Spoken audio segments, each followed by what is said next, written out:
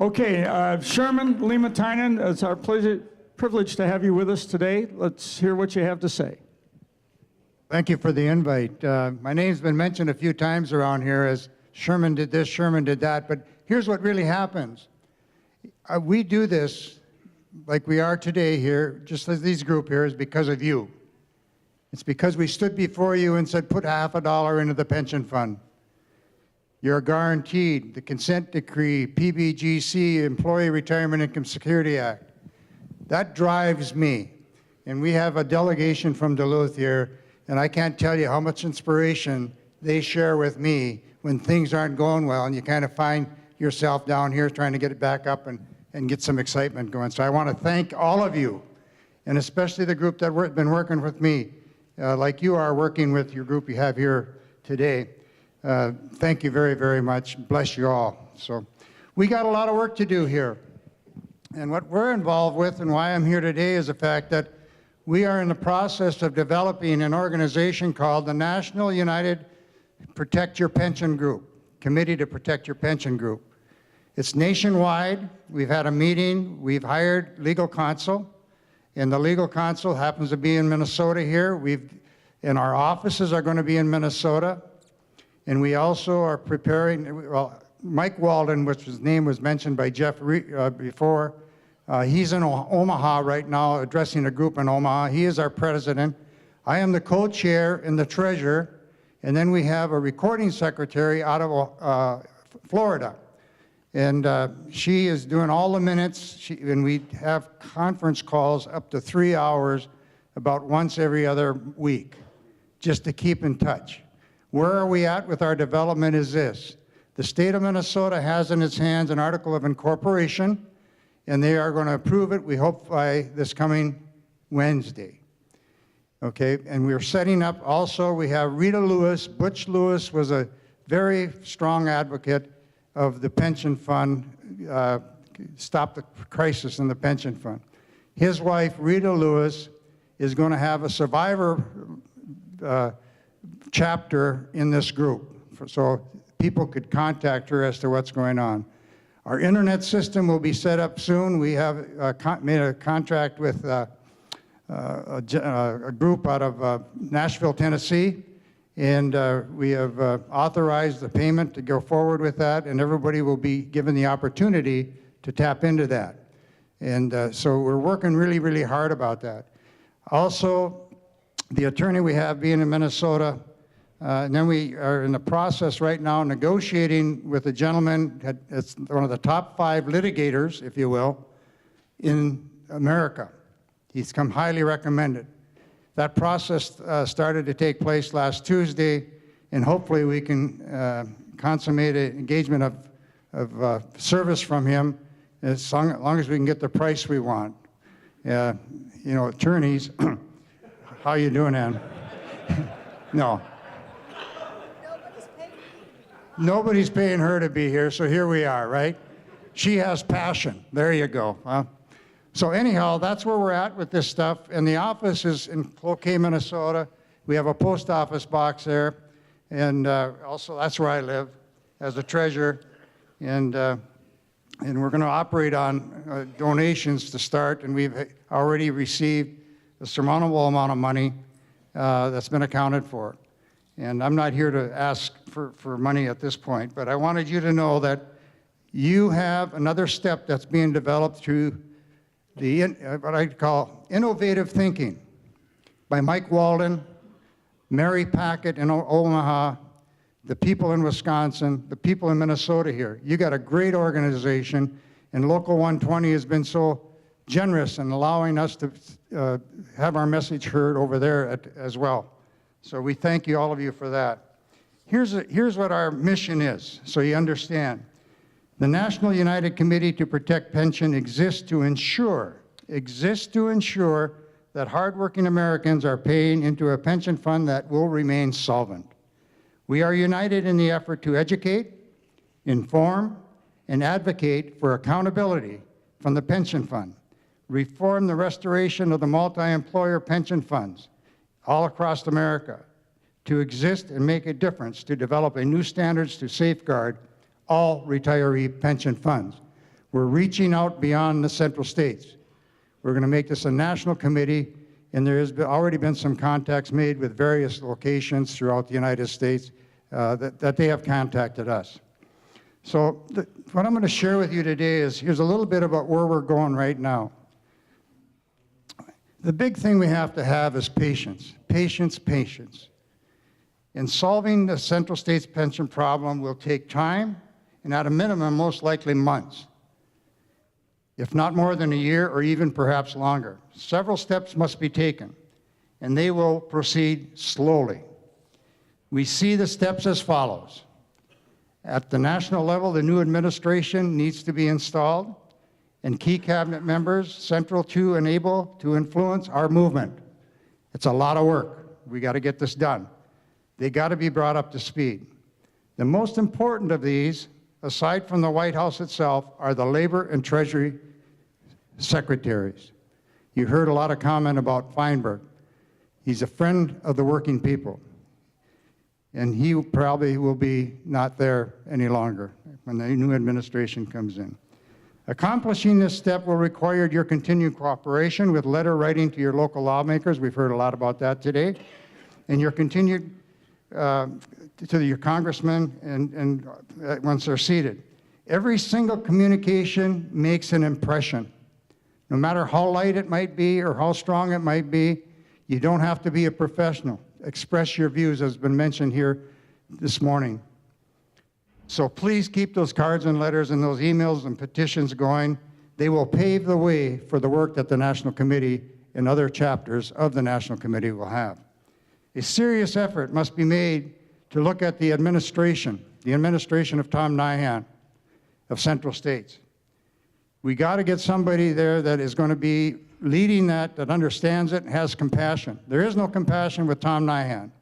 Here's the reaction I got from Charles Hooby, the chairman of the union trustees. We asked for a meeting, Mike Walden and I did, and the conversation ended. I ain't going to get into all drag you through that. It was this: you're retirees, you got what you wanted. That's the man who's depending upon dues-paying members to take care of himself. And he's from Evansville, Indiana. That is a fact. And that ended the conversation. We don't need that. And Tom Nyhan has yet to answer any of our letters that we have sent to him relative to asking for a meeting. And why do we want a meeting? Somebody here needs to have a place at the table. I just looked at the 5,500 of Central States Pension Fund. They paid close to $500,000 to the O'Brien Leonard law firm in Minnesota to represent our retiree representative. And they also have just dropped another $500 million in their investments. That's why we need a spot at the table. We got to get somebody in there that can help and make sure that we're not doing this high-risk stuff. So the legislative proposals being crafted by the IBT and UPS and others to turn around Central States Pension Fund need to be finalized, reviewed, and presented to Congress. We as a movement must determine which proposal to support and put our Teamster energy behind it. Any proposal will be highly complex and technical. Accordingly, we will again be required to turn to the professionals for guidance. We got to have professionals. We may be talking about actuaries to overlook some of this stuff. Doing so will require deep financial resources.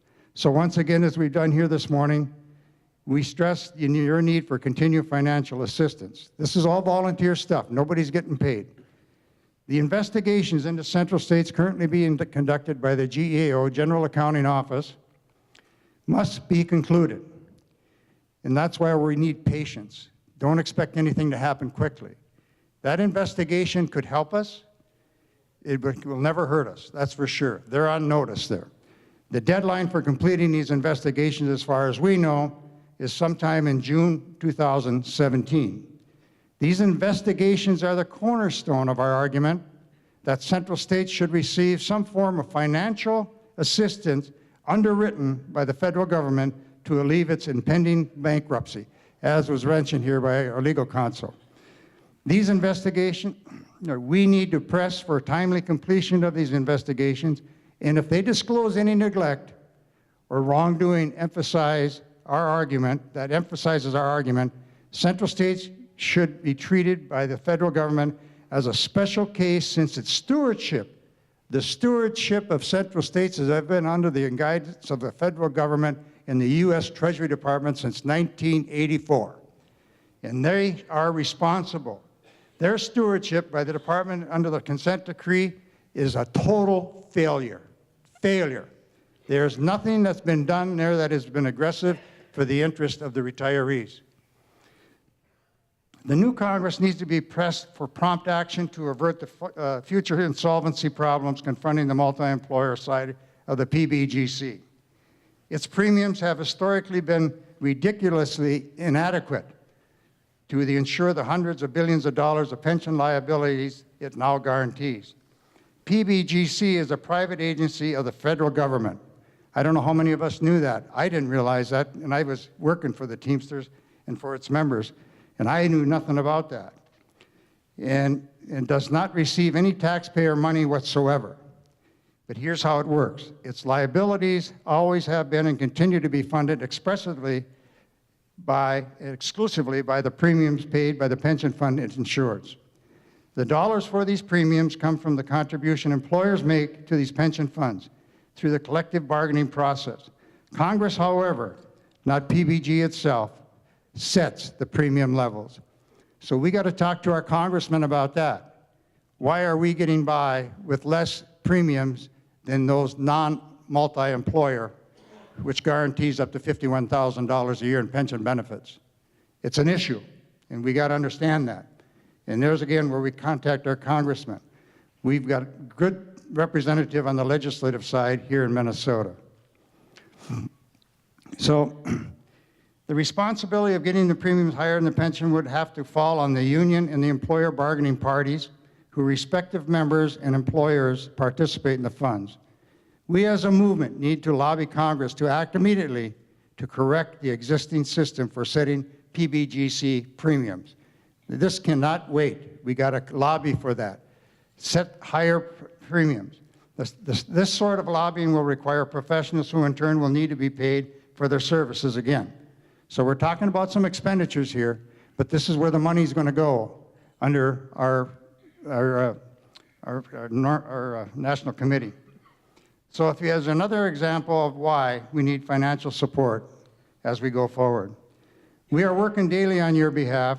Please help us and stay involved with your local chapters and write and telephone, as has been said before here, your government representatives for what you think you need and what should happen to make everything whole. The thing that's going to happen here is really not hard. It's just going to take some time. I'll give you an example of our schedule.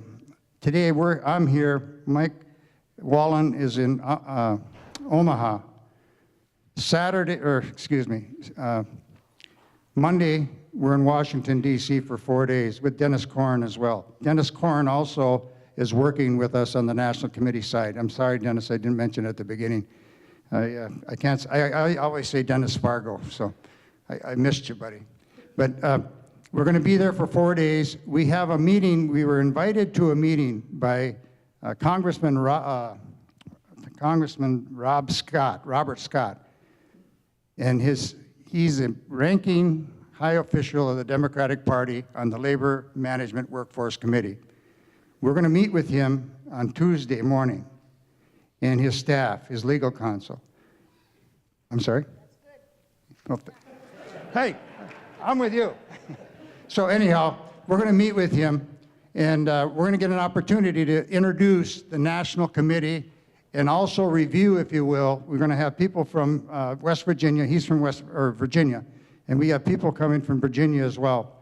And we have people coming from Iowa, North Dakota. Dennis is going to be there. Minnesota, we're going to be there. And Wisconsin's going to have a couple of people there as well. So I'm going to just wrap this up. And there's one thing I want to share with you is that be proud of what you've done in your life and don't get disturbed. Be patient, patient, patient. We're going to make this thing happen. There's no salaries in any of this stuff. It's all volunteer. Everything that we're going to be doing, there's only going to be 2 or 3 that are going to get travel stuff. We also depended upon donations. I'm not asking for a donation, but from our Duluth group, for an example, and we also got a donation from the people here in Minnesota group. So that's where we're at, my brothers and sisters, and I can't tell you how proud I am to be a part of this organization, to stand up for what labor had started back in the early years of the 1900s. Be proud of yourselves. You made it happen. Bill said it the best. We owe it to the retirees, and that's us. So, yes. Pardon me? It's Post Office Box 2239, Cloquet, Minnesota, 55720. We're doing well, and your checks are all recorded. We got I should also mention, the auditors, Legacy Professionals, who does all the auditing for Teamster Teamster unions. They're doing our bookwork for us. So, okay. Well, thank you. No, I'm not trying to shut you down. Repeat the address so that they can send donations to you. Okay. Post office box. Okay. It come to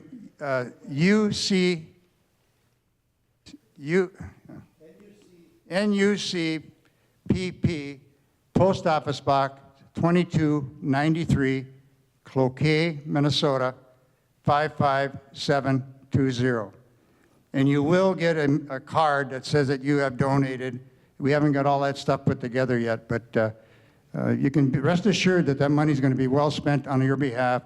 And we believe that this is going to grow. As you reach out to the other unions in the AFL-CIO, it's time for me to go. Thanks, Bob. Thank you very much. God bless. Thank you, Sherman. There, give me your hand. Sherman Liementienen. Sherman. Thank you. Thank you. Thank you, Sherman.